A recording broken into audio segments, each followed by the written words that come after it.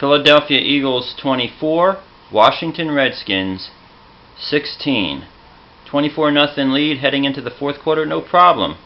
Well, not so fast. Just like in Week 1 when RG3 led the Redskins back on a comeback down 26 points in Washington, he leads them back for 16 straight Redskin points in the fourth quarter as the Eagles took their foot off the gas pedal once again way too early. You got to go for the jugular in the NFL.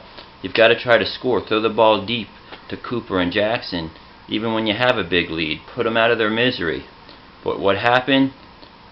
We needed a Brandon Boykin heroic interception in the end zone to end this game with about a minute left in the game.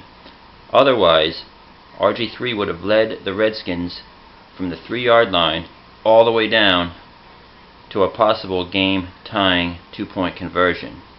But as it was, honorable mention in this game has to go to the punter, Donnie Jones, who set the Redskins up at the 3-yard line for the final drive with a 70-yard punt that had no return. That was a key play, and also during the final drive, Pierre garcon grabbed a Philadelphia Eagles face mask, I believe it was Kerry Williams. That sent them back to their 15-yard line and made them start all over again, essentially wasting time. However, RG3, who was beaten around like a rag doll, sacked and hit all over the place in this game. You thought Michael Vick took a beating. This guy just kept getting up and fighting and almost took it to our Philadelphia Eagles in the end. Though I've got to say the decision to run the ball and burn clock when the Redskins weren't going to allow that was a little bit premature by the Eagles.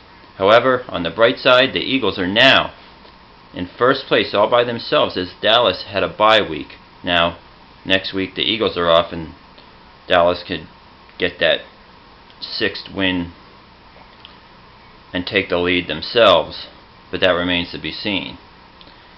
If we go into the last week of the season trailing Dallas by 1 game, or even ahead of Dallas by 1 game, we'll have to win because the tiebreaker goes to the Cowboys should we lose. But I digress. This game, there was 2 scares. One, the fact that the Eagles almost lost it in the end, but also Lesean McCoy goes down in the first half holding on to his hamstring tight. You're thinking, is this like a Michael Vick hamstring injury? Maybe it was a cramp, but after halftime he came back. Eagles fans were much relieved. As far as Nick Foles, unlike that Cowboys game where he played poorly at home, he showed he's got no problem at Lincoln Financial Field. He was distributing the ball all over the place, running backs out of the backfield. He hit Brent Selleck for a long pass. He was hitting Zach Ertz, Riley Cooper, Deshaun Jackson, spreading it around. No one had any kind of standout numbers in this game, but Foles did an excellent job of playing point guard. He also ran the ball on the read option. It was like watching molasses, but he picked up 5-10 yards a pop and showed the defense you've got to respect that part of Chip Kelly's repertoire. So Nick Foles had another outstanding game, and I don't blame him for taking the foot off the pedal. That was obviously a coaching decision. So there you have it. The Philadelphia Eagles win 24-16 over the Washington Redskins, go to 6-5, sole possession of first place, and the big hero,